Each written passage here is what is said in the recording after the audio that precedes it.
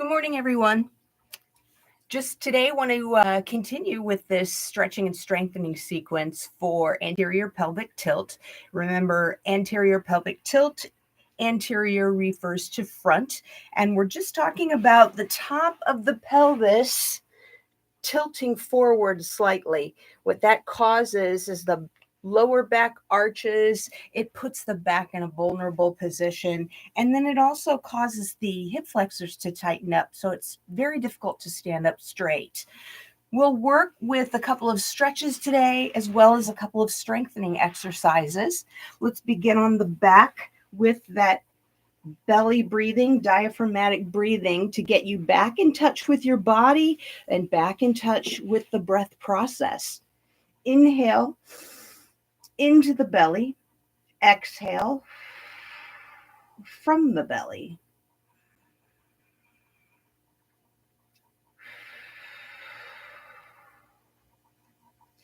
As we inhale, the belly fills and we move the awareness up the core. As we exhale, we move the awareness down the front of the core. So inhale, expanding up the back of the core, and then exhaling, moving that energy back down the front, or the file, the front internal line of energy, riling up the back, filing down the front.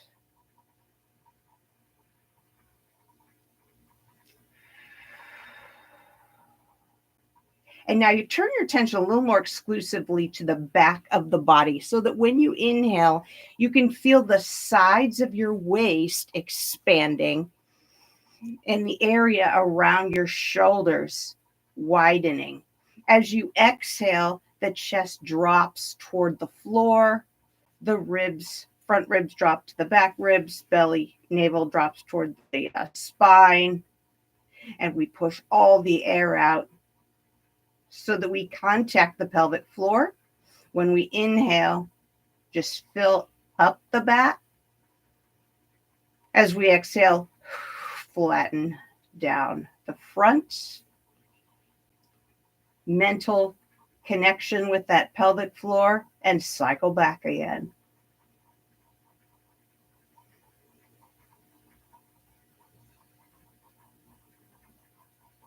I want to go through a couple preliminary stretches that we did yesterday. So let's take both knees into the chest for Pavanamuktasana, or wind relieving pose.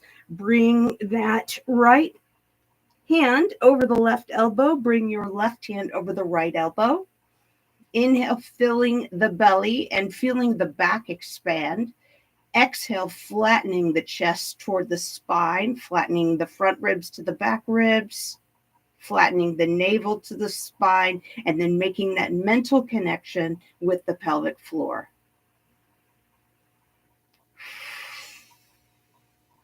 So when we inhale with this, we feel the knees pushing away. When we exhale, we flatten as much the floor as we can.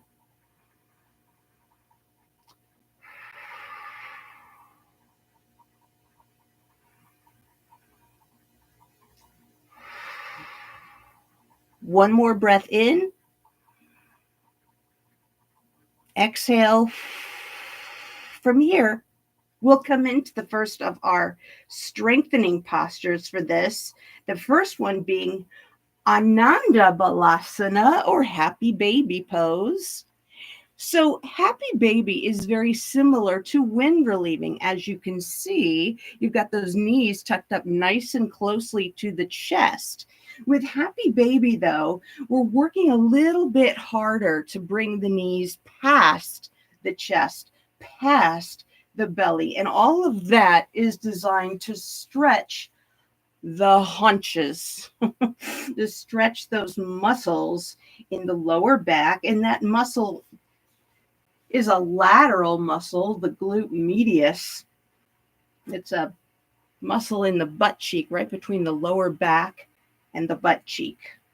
So actively flex the feet. The knees are going to come out to the sides. And as a matter of fact, play with your knees here. See if you can rotate your knees away from the center of your body. So I'm pressing my feet into my hands, rotating my knees away from the center of my body, and then drawing my feet outward.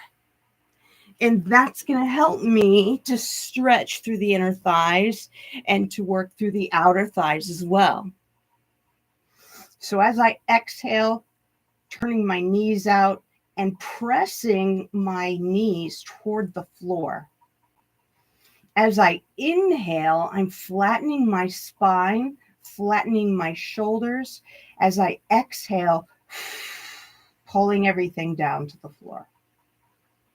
So inhale, flatten the spine. Try to lengthen through the spine to get your tailbone down to the floor.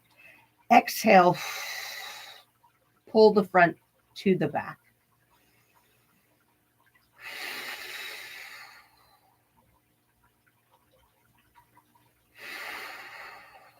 Now we can make this a little more active if you want to. As you inhale, push your feet away from your hands. As you exhale, relax through your legs and pull your knees toward the floor. Inhale, push the feet into the hands. Exhale, relax and drop into the floor. Inhale and exhale. Again, inhale and exhale. From here, we'll go ahead and release the feet. We're going to come into our bridge pose. So we're going to take a few more breaths here and engage the feet and the legs with the diaphragmatic breath before we move into the bridge pose. So the feet are roughly parallel, inside lines of the feet. I'm reaching down for my heels with my fingertips. As I exhale, pulling the navel in toward the spine and pushing into my feet. So my feet are pushing me away. My feet are pushing my head in the opposite direction of the feet.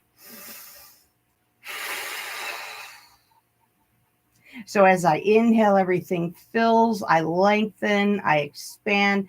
As I exhale, the front drops toward the floor, the pelvis tucks under, and I'm pressing into my feet as if I'm trying to push my head to the opposite wall.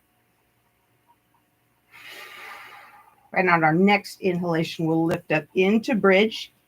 Setu Bandha Sarvangasana. Lace the fingers together. See if you can lace your non-dominant hand on top. Walk your elbows together. And now really open through your chest. So what I'm doing now is pushing my upper arm into the floor, almost as if I'm trying to pull my hands away from each other. But the hands are not allowing that to happen. So as I inhale, fill the belly, fill the spine. As I exhale, drop the shoulders toward the floor, drop the front of the body toward the back, and aim my sits bones for the backs of my knees. Inhale, open, exhale, effort phase.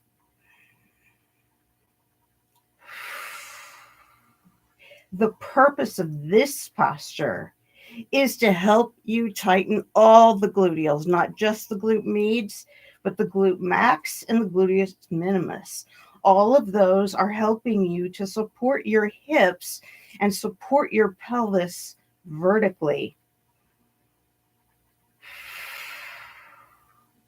The other benefit of this posture is that hopefully you're feeling a stretch through the fronts of the thighs. If you're not, as you exhale, think about reaching your knees all the way across the room to the opposite wall. Inhale, fill your core. Exhale, reach your knees across the room.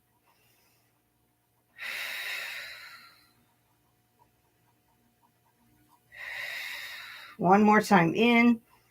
And as you exhale, we'll gently release. You can bring your knees into the chest. Gently rock side to side here. And as you exhale, gently roll over to one side. We'll come up onto all fours here, coming into table pose or Barmangasana. Now, yesterday we were practicing cat-cow. So let's do a couple of those. The knees or the outer lines of the thighs are roughly hip width apart. So this is greater than hip width. Roughly straight up and down. The hands come in front. As we exhale, we're pulling the navel to the spine. As we inhale, we're pushing everything apart and dropping the chest toward the floor. So exhale, around the chest, around the navel. Inhale, push everything apart, drop the chest. Exhale, inhale. Exhale, inhale, exhale, and inhale. Go ahead and sit back on your heels. Slide the hands back, and we're going to go into child pose for just a moment here. And let's come back up onto all fours. We're going to go into half table. So extend that right leg and extend that left arm. Now press the left shin away from the right hand. So we really want to focus on what's on the floor in this posture. We're pushing into the right hand and the left shin. So focus on what's on the floor. Use that shin to hold your hip nice and tall. Take a nice deep breath in. As you exhale, we'll bring the hand down. Bring the foot down. Take a look at the outside lines of your thighs. They should be roughly straight up and down. And then we'll extend the left leg and the right arm. Again, turn your attention to what's on the floor. The left arm and the right shin. Push the left hand away from the right shin, and notice how that helps you not only keep that hip directly above the knee, so I'm not shifting out to the side. I want that straight up and down. But it's also helping me rotate that extended leg so that the knee rotates down toward the floor. If I rotate the knee toward the floor, that too is forcing me to work through the gluteals rather than the outer thigh.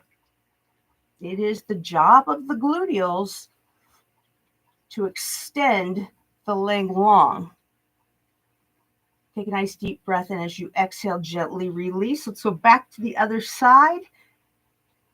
Stabilizing with what's on the floor. Inhale, fill, exhale, one more time in. As you exhale, release. Let's change here.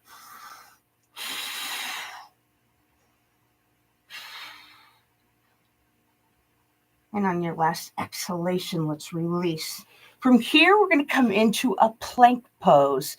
And the plank pose is designed to help you hold that navel nice and firmly against your back. Now, I've played around with different versions of plank. I would suggest that you try the full version of plank here because we're not going to be holding it for very long and we're not going to be doing any push-ups with it. So I brought the hands about shoulder width apart. I'm extending the legs. If you get tired, feel free to drop one knee. Or you can just lift one knee a little bit off the floor. As a matter of fact, now that I do this, I like that even better. Go ahead and extend your right leg, bend your left knee, and just press into your right toe and lift that knee slightly off the floor. Exhale, pull the navel to the spine. Inhale, fill the belly. Exhale, extend that leg behind. and inhale. One more time. Exhale. As you inhale, we'll release. Extend the opposite leg. Turn the toe under. Rotate that knee to the floor. Exhale. Lift slightly with that knee. Inhale, fill the belly.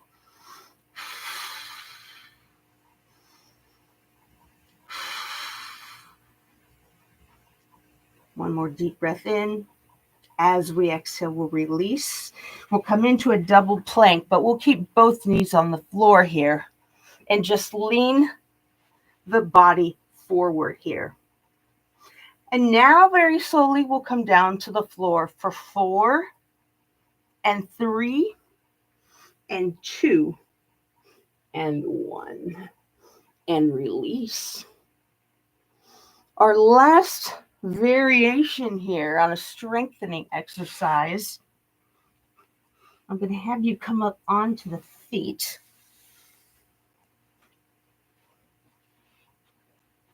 And we're going to come into Ustrasana or chair pose. So my feet are a little wider than hip width. I'm going to extend the arms out in front, taking a nice deep breath as I exhale. I'm going to drop into chair pose. Now in chair pose, again, the focus is going to be on the abdomen. Inhaling, filling, exhaling, pulling it back. You'll notice the more actively you pull the navel back, the more of a stretch you get through that lower back. So inhale, fill.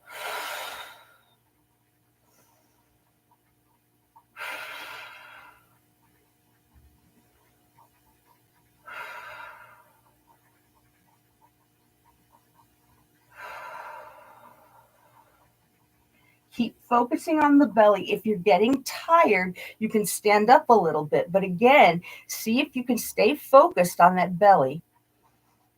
And on your next inhalation, we'll stand it up.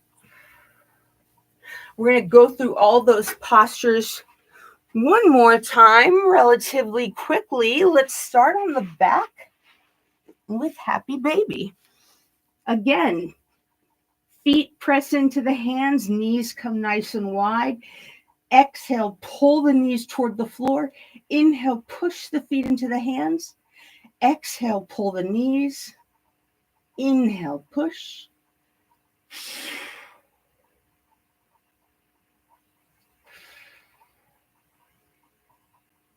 One last time. Pull. Inhale, push. From here, release. Bring those feet to the floor. Reach down with your hands. And then lift through the hips, lacing the fingers together, rolling the shoulders behind. Inhale, fill. Exhale, pull the navel to the spine.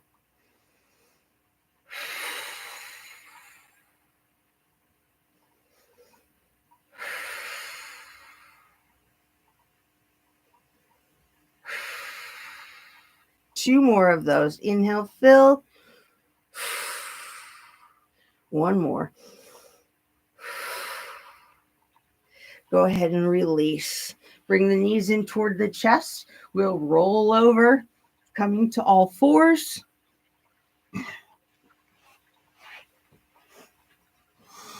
Coming into our balancing table pose, press the right hand away from the left shin and extend the right foot and the left arm.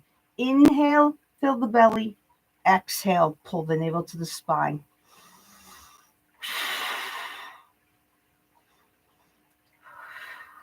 One more here. Exhale, come back down to the floor. Inhale, opposite side. Focus on what's on the floor. Inhale, fill.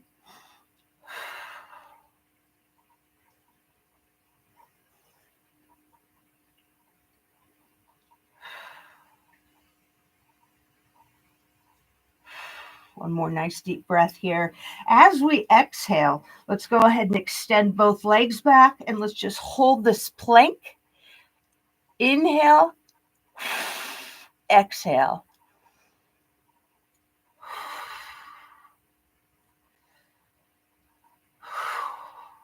Two more.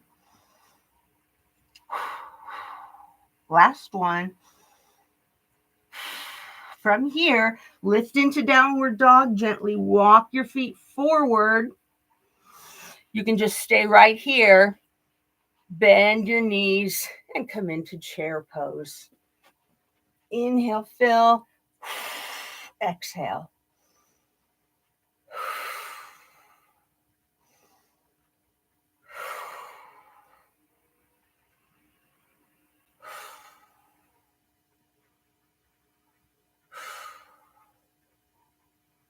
On your next exhalation, we'll stand it up.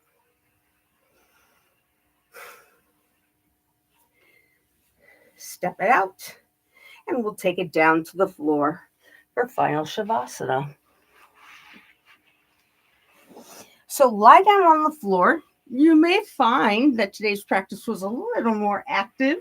You may be a little warmer, a little more out of breath than you're used to.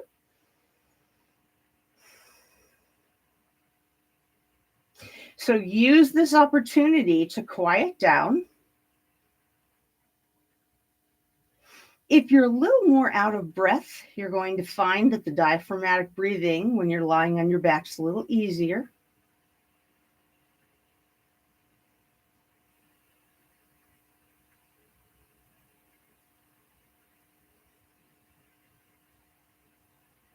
Relax everything.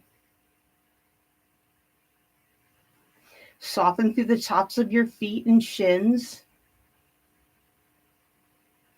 Soften through the entire circumference of your right thigh. And the entire circumference of your left thigh.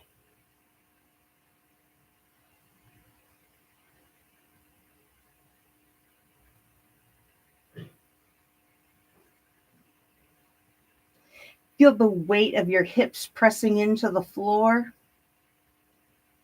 The weight of your shoulder blades and chest pressing into the floor. Rotate your arms so that the palms are facing the ceiling and just let the backs of the arms sink into the floor.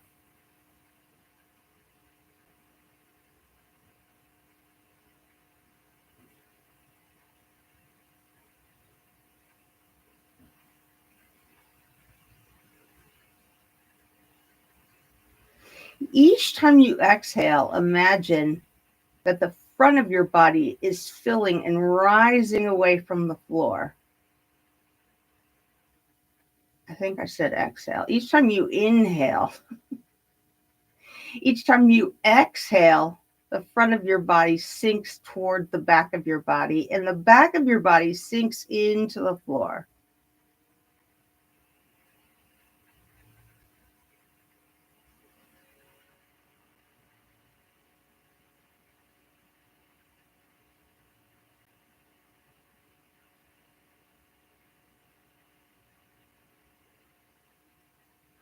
Can you feel the back of your neck?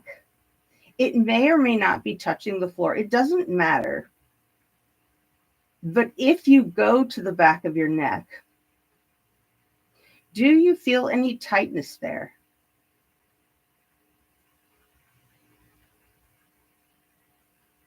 Can you relax through the jaw?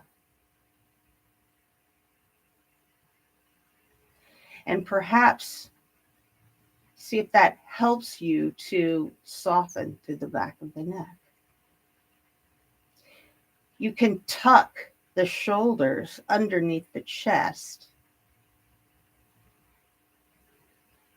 and see if that helps you relax through the neck.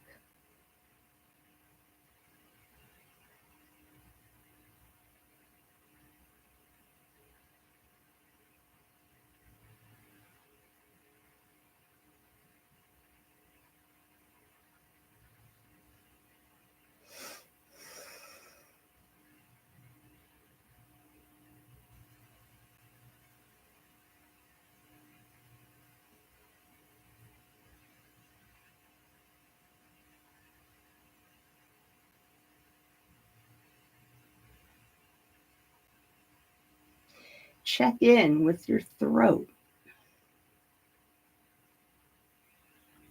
Are you contracting through your throat?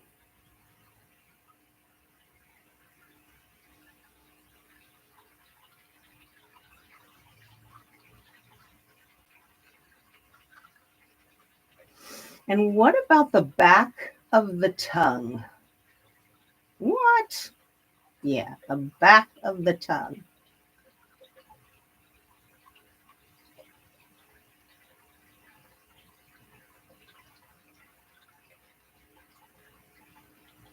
Can you push the back of the tongue away from the top of the mouth?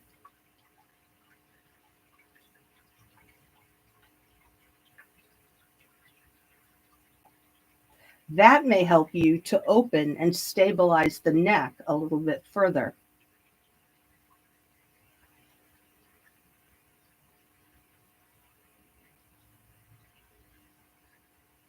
That may help you to stretch the jaw.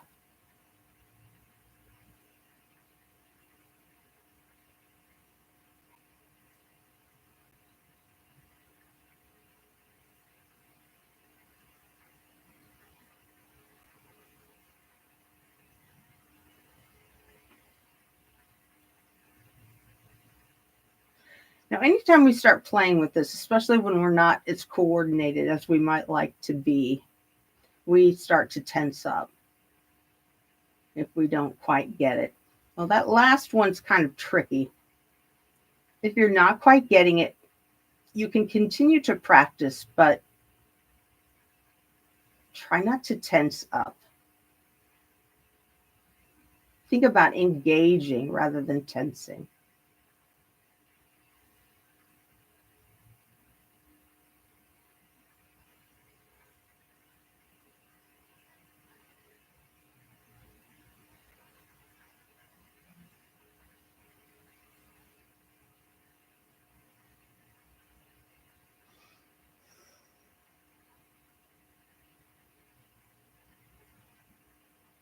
Something like pressing the back of the tongue toward or away from the top of the mouth is something you can do anytime, anywhere to help you relax, to help you open up the throat and open up the shoulders.